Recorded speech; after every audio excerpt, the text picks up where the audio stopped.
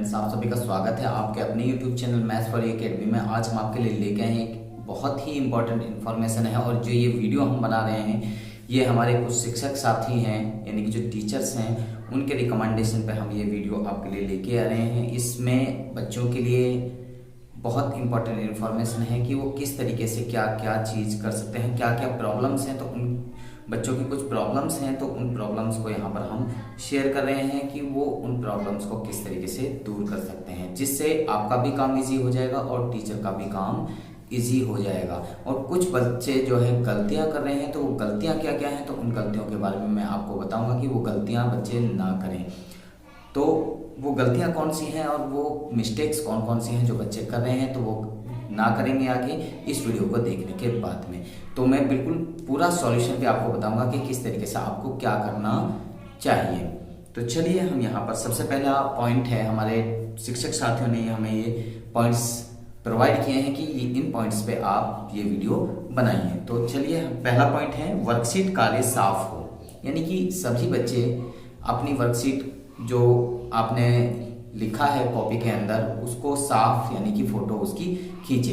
किस तरीके से खींचेंगे तो उसका भी तरीका मैं आपको बताऊंगा। बहुत से बच्चे किस तरीके से खींचते हैं, तो वो एग्जाम्पल के तौर पे मैं आपके सामने यहाँ पर दिखा रहा हूँ कि किस तरीके से आप देख सकते हैं कि ये इस तरीके से धुंधले वर्कशीट्स बच्चों ने सेंड कर रखी हैं। तो अब इन वर्कशीट्स को टीचर किस तरीके से चेक कर पाएगा।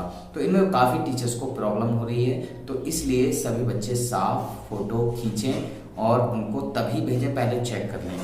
तो यानी कि उसको पहले चेक करने के बाद में फिर सेंड करें। दूसरा है पॉइंट है रोज की वर्कशीट रोजाना भेजें, यानी कि बहुत से बच्चे ऐसे कर रहे हैं कि एक हफ्ते की वर्कशीट एक बार कर ली और फिर एक साथ ही सेंड करते हैं और उसमें मिक्सअप कर देते हैं, हिंदी का भी, इंग्लिश का भी, साइंस का भी, मैथ का भी, यानी कि सारे सब्जेक्ट्स का 6 सब्जेक्ट का एक साथ कंबाइन करके सारा एक साथ भेजते हैं। उसमें 10 फोटो या 20 फोटो आपकी एक साथ हो जाती हैं और उसमें टीचर्स को दिक्कत होती है कि कौन सा टीचर उस सब्जेक्ट की, यानी कि जो आपने भेजी है, कि कौन सा टीचर उनको ओपन करे और फिर उसको यानी कि चेक करें।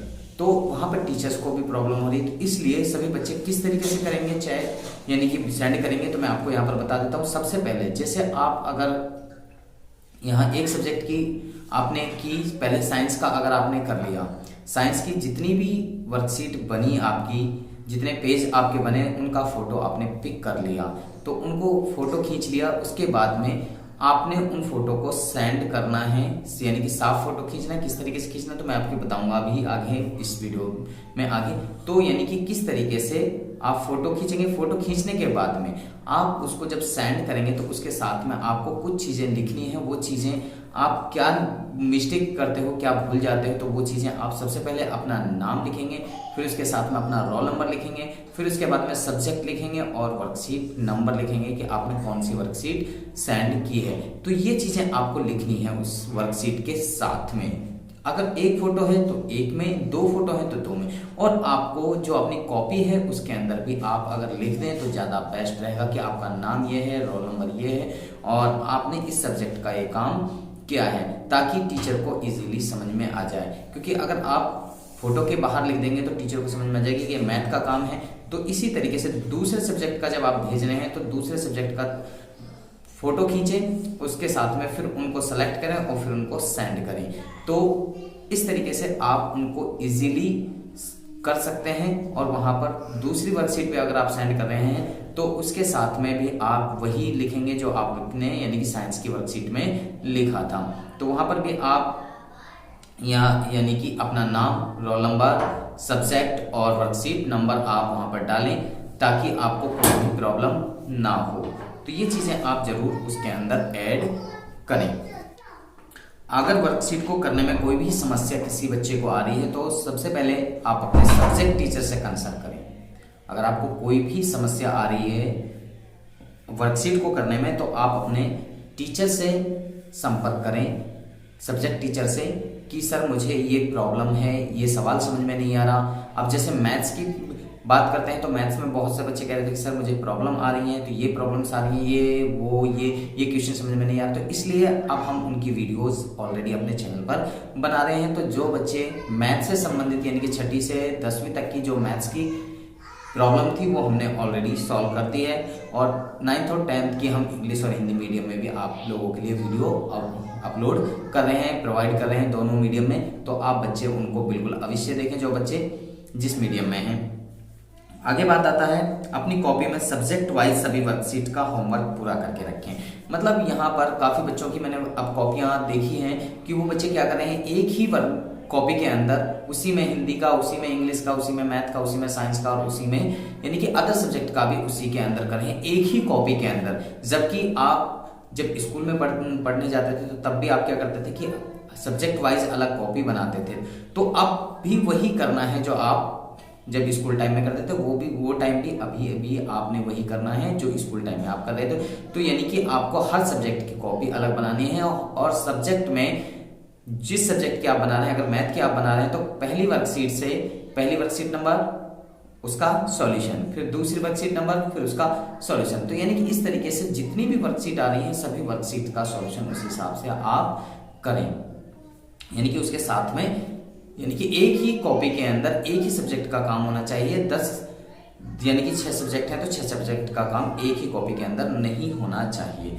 ये बिल्कुल बहुत सारे बच्चे गलतियां कर रहे हैं और कुछ बच्चों के फोन भी आ रहे हैं कि सर मैंने एक ही कॉपी में कर रखा है, तो उन्होंने गलत कर रखा है। और मैंने ऑलरेडी पहले भी बोला था कि सभी बच्चे अपनी यानी कि कॉपियां अलग अलग परचेज करें।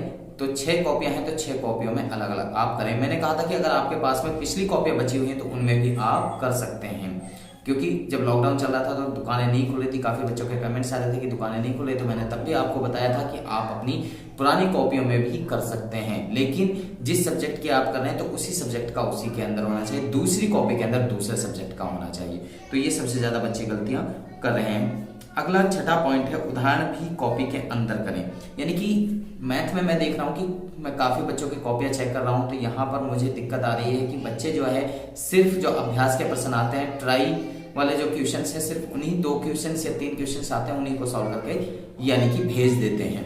और वो अपनी कॉपी के अंदर भी जो एग्जाम्पल्स हैं उनको नहीं कर रहे हैं, ना उनको समझ रहे हैं ना उनको कर रहे हैं। तो बच्चे सभी उन एग्जाम्पल्स को भी समझें और उन क्वेश्चंस को भी समझें और उनको अपनी कॉपी के अंदर जरूर करें सभी बच्चे।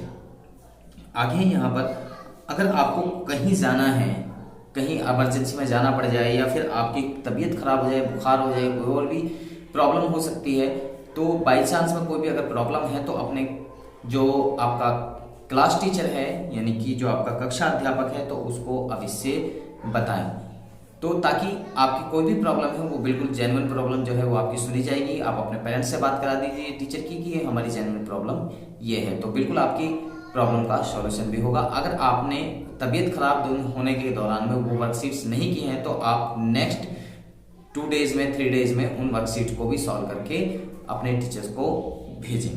आगे यहाँ पर कुछ बच्चों को मैं देख रहा हूँ कि हमारे चैनल को उन बच्चों ने सब्सक्राइब तो कर रखा है, लेकिन उसके साथ में अभी तक उन बच्चों ने यानी कि हमारे चैनल को सब्सक्राइब करने के बाद में बेल आइकन प्रेस नहीं कर रखा है, जिससे क्या हो रहा है कि उनके पास नोटिफिकेशन ही नहीं पहुंचता है। अब नोटिफिकेशन नहीं पहुंचेगा तो उन बच्चों को प्रॉब्लम होती है कि जो हम वीडियोस उनके लिए बना रहे हैं वो वीडियोस उनको प्रोवाइड नहीं हो पाती हैं, टाइमली नहीं हो पाती हैं। बाद में उनके डैशबोर्ड में वो मिल जाती हैं, लेकिन बाद में बहुत टाइम लग जाता है। तो इसलिए अगर आप सभी बच्चे हमारे चैनल से जुड़े हुए हैं तो सभी बच्चे बेल आइकन को जरूर दबाएं, सब्सक्राइब का बटन दबाएं, उसके बाद में बेल आइकन को जरूर दबाएं, उसमें ऑल नोटिफिकेशंस ऑन करें ताकि सभी नोटिफिकेशंस आपको मिलते रहें। अब हम आपको अपनी मोबाइल की स्क्रीन पर लेकर चलते हैं कि आपको किस तरीके से वर्कशीट सेंड करनी चाहिए। तो चलिए हम चलते हैं अपनी मोबाइल की, हम आ गए हैं अपने मोबाइल की स्क्रीन पर। अब हम आपको दिखाते हैं कि किस तरीके से आगे का प्रोसेस करते हैं, यानी कि किस तरीके से फ़ोटो खींचा जाता है। अब यहाँ पर हम ये फ़ोटो अगर इस तरीके से ओपन करते हैं तो बहुत से बच्चे इस तरीके से फ़ोटो खींच के भेज रहे हैं, बहुत से बच्चे यानी कि इस तरीके से फ़ोटो करके भेज रहे हैं। तो ये तरीका गलत है। इस तरीके का अगर आप फ़ोटो खींच रहे हैं तो गलत है। सही तरीका क्या है तो हम आपको यहाँ पर बता देते हैं। सही तरीका इस तरीके से जिस पे जितना पार्ट्स आपका लिखा हुआ है उतने पार्ट्स को आप इस तरीके से ध्यान से उतने ही हिस्से को सेलेक्ट करें और यहाँ पर इस तरीके से पिक आप खींच लें। तो आप यहाँ पर देख सकते हैं कि यह फ़ोटो आपका क्लिक हो गया है। इस तरीके की फ़ोटो आप सेलेक्ट करें और उसको सेंड करें। अब इसमें भी थोड़ी सी मिस्टेक है तो मैं आपको मिस्टेक बताता हूँ। अभी मिस्टेक क्या है तो इसमें सबसे पहले आपको क्या चीज़ ऐड करनी चाहिए, तो वो चीज़ मैं आपको यहाँ पर बता देता हूँ। तो ऐसे अगर आपकी वर्कशीट लिखी हुई है, यहाँ पर आपने क्लास लिख दिया, यहाँ वर्कशीट नंबर लिख दिया, यहाँ पे सब्जेक्ट भी आपको लिख देना है। सब्जेक्ट जैसे यहाँ पर ये मैथ्स की है तो मैथ्स आपने लिख दिया। यहाँ पर आप अपना नाम लिख सकते हैं, नेम जैसे यहाँ पर आप कोई भी नाम जो आपका है वो आप नाम यहाँ पर लिख सकते हैं। तो यहाँ पर मोहम्मद हमने अपना नाम लिख दिया और यहाँ पर इसके साथ में यहाँ पर जैसे हमारा नाम मोहम्मद है, मोहम्मद हमने लिख दिया और इसके साथ में यहाँ पर हमने अपना रोल नंबर भी लिख दिया। जैसे रोल नंबर कोई भी रोल नंबर हो सकता है, रोल नंबर जैसे यहाँ पर हमारा 9301, इस तरीके से रोल नंबर भी आपने लिखना है। फिर इसके बाद में दोबारा से आप सही तरीके से फ़ोटो खींचेंगे। तो इस तरीके से आपको वही फ़ोटो उतने ही साइज़ की खींचनी है जितना उसका है। तो यानी कि साइज़ को ध्यान से सेलेक्ट करके इस तरीके से आपको पिक खींचनी है। अब इसमें भी आप इसको सेंड कर सकते हैं। तो इस तरीके से जितने भी फ़ोटो आपके हैं वो फ़ोटो आप इस तरीके से सेलेक्ट कर लें और उनको यानी कि आप इस तरीके से सेंड कर सकते हैं। जिस भी ग्रुप में आप हैं तो उस ग्रुप में इस तरीके से आप उनको सेंड कर सकते हैं। तो मैं यहाँ पर चलिए मैं आपको यहाँ इनको सेंड करके दिखाता हूँ। जो गलत वाला है वो यहाँ हम सेंड नहीं करते हैं, सिर्फ ओनली सही वाला हम यहाँ पे सेंड करते हैं। तो यहाँ पे हम अपना चूज कर लेते हैं। यहाँ पे हमने ये चूज कर लिया और यहाँ पर हमने इसको सेंड किया। तो यहाँ पर अब जब हमने सेंड किया तो इस तरीके से हमारा ये कुछ दिखाई दे रहा है। तो यानी कि टीचर के पास में जो जा रही है पिक वो बिल्कुल एकदम क्लियर यानी कि साफ फोटो जा रही है। अगर आपको लगता है कि आपने जो फ़ोटो खींची है उसमें कहीं पे आपको दिक्कत है तो आप उसको भी सही कर सकते हैं। किस तरीके से करेंगे तो मैं आपको बता देता हूँ। अगर आपको इस पे अपना नाम भी लिखना है तो आप यहाँ पर अपना नाम यहाँ वाटरमार्क से अपना नाम लिख सकते हैं। तो यहाँ पर इस तरीके से आप सेलेक्ट कर लीजिए। जो भी आपको यहाँ पे कलर चाहिए वो आप अपना कलर लेके यहाँ पर अपना नाम लिख सकते हैं। तो यहाँ पर हम नाम अपना लिख देते हैं। तो यहाँ इस तरीके से हम अपना किसी का भी नाम लिख सकते हैं। तो यहाँ इस तरीके से नाम को लिखकर हम जहाँ चाहें वहाँ एडजस्ट कर सकते हैं। तो नाम है, रोल नंबर है, जो भी चीज़ हमें चाहिए तो इसमें हम ऐड कर सकते हैं। तो यहाँ पे नाम हो गया, रोल नंबर हो गया, रोल नंबर जैसे हमने अभी आपको यहाँ पर लिख के दिखाया कि इस तरीके से हमने अपना रोल नंबर भी लिख दिया। इसके बाद में आप सब्जेक्ट भी लिख सकते हैं। सब्जेक्ट के लिखने की ज़रूरत नहीं, सिर्फ आप लिख दीजिए किस सब्जेक्ट की है तो उसका नाम सिर्फ आप लिख सकते हैं। तो इस तरीके से आप एडजस्ट उसको कर सकते हैं। जितना फ़ोटो आपका है तो उसके अनुसार आपने ये सेलेक्ट कर लिया और यहाँ पर साफ साफ आपने लिख दिया।